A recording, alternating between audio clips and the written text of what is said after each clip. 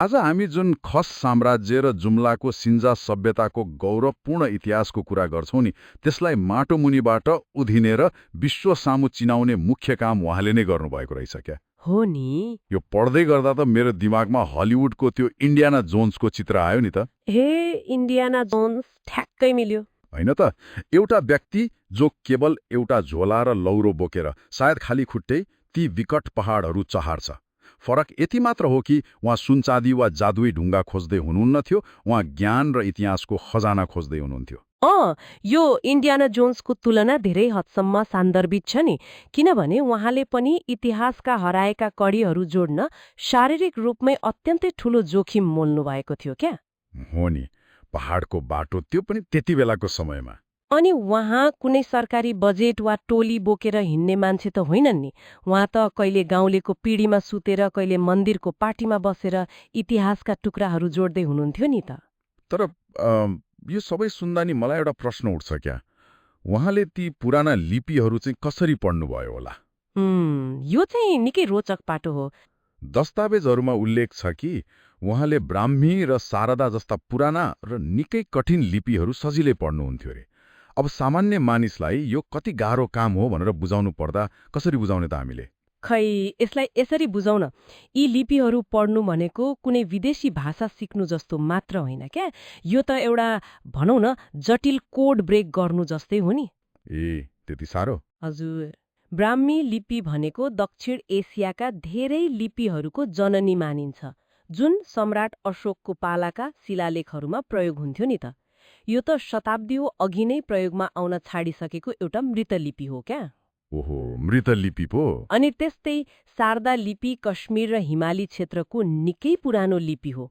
यी कुराहरू त कुनै साधारण स्कुल वा कलेजमा सिकाइँदैन नि त। सिकाइँदैन पक्कै पनि। योगी नरहरिनाथले वर्षौं ओडारहरूमा बसेर पुराना भत्किएका शिलालेखहरूलाई प्राचीन ग्रन्थहरूसँग दाँजेर आफैले ती लिपिहरूको रहस्य सुल्झाउनु भएको थियो क्या। साँच्चै असाधारण। अनि यही सिपको प्रयोग गरेर उहाँले 570 भन्दा बढी पाण्डुलिपि तयार पार्नुभयो नि त। अनि करिब 120 वटा महत्त्वपूर्ण ग्रन्थहरू प्रकाशित गर्नुभयो। हजुर। उहाँको त्यो 78 भागको इतिहास प्रकाश भन्ने ग्रन्थ श्रृङ्खलाको बारेमा पढ्दा त मलाई कस्तो लाग्छ भने, उहाँ जस्तो स्वयंसेवक इतिहासकार नभएको भए नि आज हामीले पढ्ने नेपालको आधा भन्दा बढी प्रमाणिक इतिहास सधैँका लागि माटोमै भिलाउने थियो क्या। एकदमै सही कुरा। तर यत्रो विशाल योगदान हुँदा हुँदै पनि उहाँलाई राज्यले किन सम्मान गरेन भन्ने कुराले चाहिँ एउटा अर्को महत्त्वपूर्ण पाटो खोल्छ क्या। हो, म ठ्याक्कै त्यही आउँदै थिएँ। यति धेरै काम गर्ने मान्छेलाई किन आधिकारिक रूपमा विभूतिको सूचीमा राखिएन त? यी अभिलेखहरूलाई सूक्ष्म रूपमा केलाउँदाखेरि नि एउटा स्पष्ट चित्र देखिन्छ क्या। उहाँ सत्ताका यस म्यान, अर्थात् हरेक कुरामा हवस प्रभु भन्ने मान्छे हुनुहुन्न थियो। पक्कै पनि हुनुहुन्न थियो। उहाँ त एक कट्टर विद्रोही पो हुनुहुन्थ्यो त। हजुर। र उहाँको विद्रोह केवल राजनीतिक पद वा सत्ता प्राप्तिका लागि थिएन नि, उहाँको विद्रोह पूर्ण रूपमा वैचारिक थियो क्या। वैचारिक विद्रोह? हजुर। उदाहरणका लागि 2028 सालमा लागू भएको नयाँ शिक्षा योजनालाई नै हेरौँ न। उहाँले यसको खुलेर कडा विरोध गर्नुभयो नि त। दस्तावेजमा उहाँले त्यसलाई मेकाले शिक्षा पद्धति भन्ने विरोध गरेको उल्लेख छ। यो मेकाले शिक्षा भनेको चाहिँ खासमा के हो नि, र उहाँ किन यसको यति धेरै विरुद्धमा हुनुहुन्थ्यो त? यो बुझ्न हामी सन् 1835 को ब्रिटिश इन्डियातर्फ फर्किनुपर्छ क्या। ए, त्यति पुरानो कुरा? लर्ड थमस बेबिङटन मेकालीले भारतमा एउटा यस्तो शिक्षा प्रणाली लागू गरे जसको उद्देश्य भारतीयहरूलाई ज्ञानी बनाउनु वा विद्वान बनाउनु थिएन नि। अनि के थियो त उद्देश्य? त्यसको उद्देश्य त केवल ब्रिटिश साम्राज्यको काम गर्न सक्ने, भनौँ न आज्ञाकारी क्लर्क वा कारिन्दाहरू उत्पादन गर्नु मात्रै थियो क्या। ए, आज्ञाकारी नोकर बनाउने संयन्त्र? एकदम। मेकाले आफैले भनेका थिए रे कि उनी यस्तो पुस्ता बनाउन चाहन्छन् जो रगत र रङले भारतीय होस् तर सोच र नैतिकताले अंग्रेज होस्। ओहो, कस्तो खतरनाक सोच। अनि योगी नरहरिनाथले नै 2028 सालको नेपालको शिक्षा योजनामा त्यही खतरनाक गन्ध पाउनु भयो क्या। उहाँलाई लाग्यो कि यो योजनाले नेपाली युवाहरूलाई आफ्नो जरा, संस्कृति र मौलिकताबाट पुरै छुडालेर केवल आयातित ज्ञानको दास बनाउँछ। यो त निकै गहिरो दूरदृष्टि पो भयो त। अनि उहाँको विद्रोह त्यतिमै रोकिएन नि त। रोकिएन। 2044 सालको त्यो चर्चित छाताकाण्डको प्रसङ्ग त झन् कुनै फिल्मको क्लाइमेक्स जस्तै छ के। हजुर, त्यो त निकै साहसिक कदम थियो नि। एउटा साप्ताहिक पत्रिकामा अन्तर्वार्ता दिँदै उहाँले तत्कालीन राजा वीरेन्द्रलाई लक्षित गरेर सिधै भनिदिनु भयो रे, जसले छाता ओढ्ने इच्छा राख्छ उसले थाम्ने क्षमता पनि राख्नुपर्छ, नत्र अरूलाई सुम्पनु वेश। यो त पत्याउनै गाह्रो कुरा भएन। एउटा जोगी जसको न कुनै पार्टी छ न कुनै सैन्य बल छ, उसले राजतन्त्रको त्यस्तो जगजगी भएको बेला राजालाई सिधै यस्तो चेतावनी कसरी दिन सक्यो होला त? किनकि उहाँलाई कुनै भौतिक कुरा गुम्ने डरै थिएन क्या। एउटा मानिस जसले जीवनमा सम्पत्ति, परिवार र पद सबै त्यागिसकेको छ नि, उसलाई सत्ताले केले तर्साउने त? हो नि, गुमाउनु केही छ नै छैन। तर यसको मूल्य त उहाँले चुकाउनु पर्यो नि त। त्यही अभिव्यक्तिका कारण उहाँलाई जेल हालियो र पछि भारत निर्वासनमा जान बाध्य पारियो क्या। तर निर्वासन वा जेलले पनि उहाँलाई रोक्न सकेन नि। उहाँले 108 भन्दा बढी कोटी होम महायज्ञहरू लगाउनु भएको कुरा यी दस्तावेजहरूमा छ। हजुर, 108 वटा। मलाई यहाँनिर अचम्म लागेको कुरा के हो भने नि, एउटा कोटी होम गर्न त लाखौं रुपियाँ र हजारौं मानिसको व्यवस्थापन चाहिन्छ नि त। एउटा झोला बोकेर हिँड्ने जोगीले यति धेरै स्रोत र साधन कसरी जुटाउनु भयो होला त? खै, यो उहाँको समाजशास्त्र बुझ्ने अद्भुत खुबीको नतिजा थियो क्या। उहाँले सरकार वा कुनै विदेशी दात्री निकायसँग पैसा माग्नु भएन नि त। अनि कसरी भयो त? उहाँ सिधै जनस्तरमा जानुभयो क्या। मानिसहरूले एक मुठी चामल, अलिकति घिउ र दाउरा ल्याएर ती महायज्ञहरू सम्पन्न गरे नि। यो त एक प्रकारको भनौँ न ऐतिहासिक क्राउड फन्डिङ नै थियो क्या। ओहो, ऐतिहासिक क्राउड फन्डिङ कस्तो गजबको शब्द। अनि सबैभन्दा रोचक कुरा त के भने नि, उहाँले ती धार्मिक मञ्चहरूलाई केवल पूजापाठमा मात्र सीमित राख्नु भएन नि त। उहाँले त्यसलाई सामाजिक जागरणको हतियार बनाउनु भयो नि त। कसरी? आगोमा आहुति दिँदै गर्दा उहाँ मन्त्र पढ्नुहुन्थ्यो रे, भ्रष्टाचार स्वाहा, कमिसन तन्त्र स्वाहा। यो त साँच्चीकै गजबको तरिका पो भयो त। धर्मको आवरणमा सिधै व्यतिथिको विरुद्धमा प्रहार नि त। हजुर, एकदम निडर। अनि उहाँले केवल आन्तरिक राजनीतिको मात्र विरोध गर्नु भएन नि, सीमानाको पनि उत्तिकै प्रखर रूपमा रक्षा गर्नुभयो क्या। सुगौली सन्धिका सक्कल प्रति र प्रमाणहरू अनि कालापानी र लिम्पियाधुराका स्थानीयले तिरेका तिरोका रसिदहरू उहाँले जुटाउनु भएको कुरा उल्लेख छ। उहाँ त कुनै कूटनीतिज्ञ वा सरकारी अधिकारी हुनुहुन्न थियो। उहाँले भारत र बेलायतका आर्काइभहरूबाट यस्ता गुप्य ऐतिहासिक प्रमाणहरू कसरी निकाल्न सक्नुभयो होला त? उहाँको सञ्जाल अर्थात् त्यो नेटवर्क नि अत्यन्तै बलियो थियो क्या। नेटवर्क पो। उहाँले हिँड्ने क्रममा भारतका धेरै विद्वान, अनुसन्धानकर्ता र आध्यात्मिक गुरुहरूसँग निकै गहिरो सम्बन्ध बनाउनु भएको थियो नि त। एकजना सिद्ध योगीको रूपमा उहाँको जुन सम्मान थियो नि, त्यसले उहाँलाई ती बन्द ढोकाहरू खोल्न मद्दत गर्यो जहाँ सायद हाम्रा औपचारिक कूटनीतिज्ञहरू पुग्नै सक्दैनथे क्या। भनेपछि ज्ञान र सम्मानले बाटो खोल्यो। एकदम। उहाँले बेलायत र भारतका प्राज्ञहरूसँग चिठी पत्र आदान प्रदान गरेर ती तथ्यहरू मगाउनु भएको थियो नि त। उहाँको एउटा स्पष्ट र कडा अडान थियो, विदेशीको एउटा डलरले हाम्रो एउटा अक्षर मेट्न खोज्दैछ। कस्तो शक्तिशाली भनाइ। उहाँले नेपाललाई केवल भौगोलिक रूपमा मात्र होइन, ज्ञान, इतिहास र प्रमाणको आधारमा पनि पूर्ण रूपमा सार्वभौम देखेको पाइन्छ क्या यसबाट। पक्कै पनि। त्यसो भए यी सबै दस्तावेजहरूलाई केलाउँदा योगी नरहरिनाथलाई हामीले कसरी चिन्ने? कि उहाँ केवल एक विद्रोही वा इतिहासकार मात्र हुनुहुन्थ्यो त? मलाई त लाग्छ यो उहाँको व्यक्तित्वको आधा पाटो मात्र हो नि। उहाँको ज्ञान यति बहुआयामिक थियो कि त्यसलाई एउटा मात्र घेरामा बाँध्न सकिँदैन नि त। उहाँ एक हिसाबले वनस्पति शास्त्री पनि हुनुहुन्थ्यो क्या। वनस्पति शास्त्री यो चाहिँ कसरी? उहाँले हिमाल र पहाड छिचोल्दा केवल ढुङ्गा र ताम्रपत्र मात्र हेर्नु भएन नि त। उहाँले नेपालमा पाइने पाँचौँले, जटामसी, यार्सा गुम्बा जस्ता दुर्लभ जडीबुटीहरूको पहिचान र तिनीहरूको औषधीय गुणको विस्तृत दस्तावेजीकरण गर्नुभयो क्या। भनेपछि त उहाँ आयुर्वेदका पनि ठूला ज्ञाता हुनुहुन्थ्यो। हजुर, आयुर्वेदका ज्ञाता।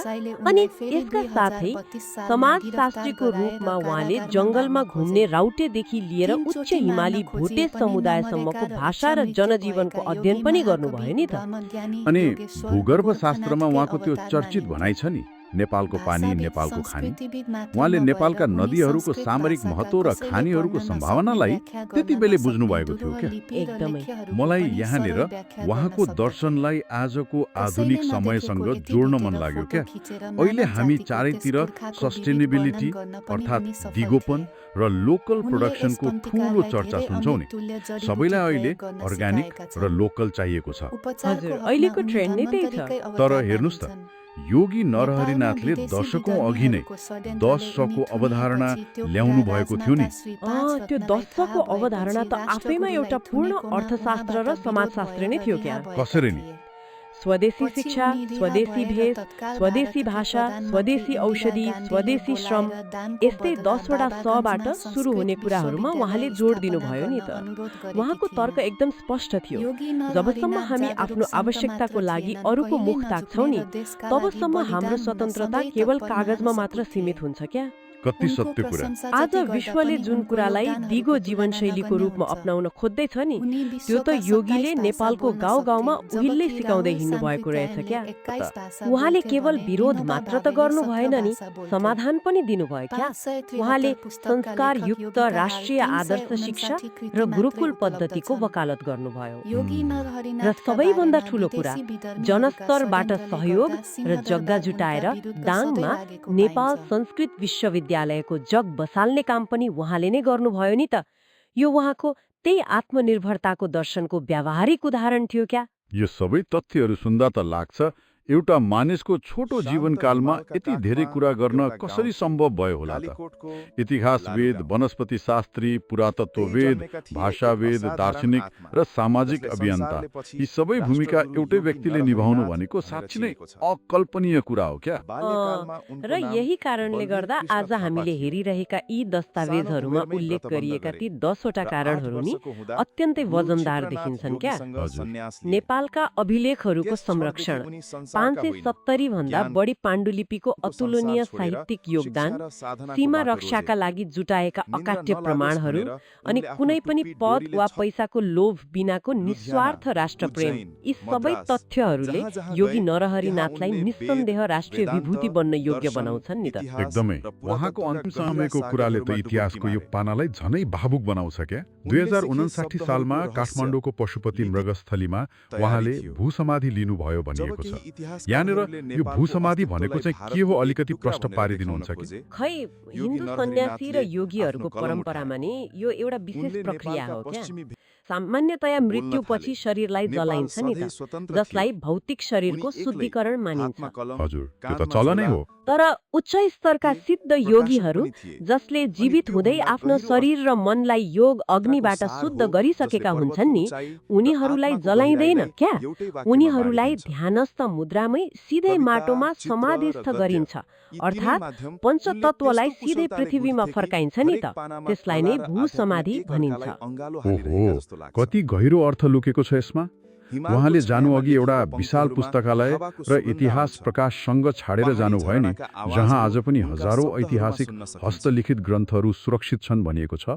हजुर, ती ग्रन्थहरू त आजका अनुसन्धानकर्ताहरूका लागि वेद समान हुन् नि। अनि उहाँले जीवनको अन्त्यतिर भन्नुभएको त्यो एउटा शक्तिशाली भनाइ छ नि, नेपाल गरिब देश होइन, यो त लुटिएको र बिर्सिएको समृद्ध देश हो। यो भनाइले त हाम्रो वर्तमानको यथार्थलाई ऐना देखाउँछ क्या।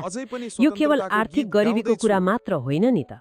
अनि के को गरिबी त? हामीले हाम्रो इतिहास, सम्पदा र ज्ञानलाई चिन्न नसक्दा वा त्यसलाई उपेक्षा गर्दा हामी बौद्धिक र सांस्कृतिक रूपमा कसरी दरिद्र बन्दैछौँ भन्ने कुराको यो एउटा गम्भीर चेतावनी हो क्या। उहाँले सधैँ भन्नुहुन्थ्यो रे कि जसले आफ्नो माटोको सुगन्ध चिन्दैन उसले राष्ट्रको मूल्य बुझ्न सक्दैन नि त। साँच्चै नै। र अब हामी यो मन्थनको अन्त्यतिर आइपुग्दा नि म सुरुमा कुरा गरेको त्यही राष्ट्रिय विभूतिको सूची र आधिकारिक इतिहासको फ्रेममा फर्किन चाहन्छु क्या। जुन फ्रेमले यति ठुलो योगदान दिने मान्छेलाई बाहिर राख्यो नि, यदि एउटा व्यक्तिले आफ्नो योगी पुरै जीवन नरहरि लगाएर नाथ जलेनन्। केवल एउटा झोला र लौरोको रातबाट भरमा उठे। यति विशाल इतिहास फिनिक्स ज्ञान र पंक्षी सभ्यताको रातबाट खजाना पुनः नेपालका जन्मिन्छ। ओडार र गाउँहरूबाट उनको उत्खनन हात गर्न सक्छ फेरि भने कलमले यो भरियो। सोच्नुस् त उनको आज स्वर हाम्रा ती फेरि आधिकारिक ज्वालामुखी इतिहासका झैँ पानाहरू गर्जियो। बाहिर अझै उनी कति भन्थे, यस्ता योगीहरू होलान्। सत्ताले मन्दिर जलाउन सक्छ, यो त निकै तर गम्भीर श्रद्धा जलाउन प्रश्न हो। सक्दैन। कति यस्ता राष्ट्रका हराएका अभिलेखहरू खरानी सभ्यता पार्न वा सक्छ, ज्ञानका तर आत्माको भण्डारहरू इतिहास होलान् कहिल्यै जो मर्दैन। कसैले खोजिदेला र बाहिर ल्याइदेला त्यो आगोले भनेर उनको आज शरीरलाई पनि चोट पुर्यायो, कर्णाली वा तर सुदूरपश्चिमका आत्मालाई कुनै आराधना विकट बनायो। कुनाहरूमा त्यो पर्खिरहेका विनाशले छन् उनलाई होला नि तोडेन, त। अझ अँ, परिपक्व इतिहासको बनायो। अन्वेषण त्यसपछि कहिले उनको सकिँदैन लेखनी नि त। अझ तेज, यो त अझ तातो, निरन्तर अझ चलिरहने प्रेमपूर्ण प्रक्रिया भयो। हो क्या। त्यसपछि पुराना उनले फेरि पानाहरू लेखे, पल्टाउने नजर राष्ट्रलाई र कहिल्यै नयाँ घुँडा टेक्न गन्तव्य नदेऊ। खोज्ने पाइलाहरू त कहिले रोकिनु उनको हुँदैन जीवन नि। बाहिरबाट एकदम सही कुरा। सादगीले ढाकिएको आजको थियो। यो गहिरो अध्ययनले सादा वस्त्र, पक्कै पनि इतिहासलाई उनको हेर्ने आसन, एउटा नयाँ एक मुठी दृष्टिकोण अन्न दिएको हुनुपर्छ। र एउटा दीप हामीले जुन पढ्ने कहिल्यै इतिहास निक्लिएन केवल थियो। छापिएका किताबहरूमा भित्र मात्र सीमित त्यो छैन नि, साधकमा बाखको त्यो त हाम्रै साहस थियो। गाउँठाउँका पुराना जब चौतारी, राष्ट्रमाथि खतरा ओडार देख्थे, र उनको बिर्सिएका स्वर गुन्जन्थ्यो। अनुहारहरूमा पनि त्यो लुकेको स्वर हुन सक्छ केवल क्या। विरोध थिएन, ती हराएका त्यो पानाहरू मन्त्र खोज्ने थियो। काम चाहिँ अब सुरु उनी हुनुपर्छ। भन्थे, राष्ट्र प्रेम बिना धर्म अधुरो छ।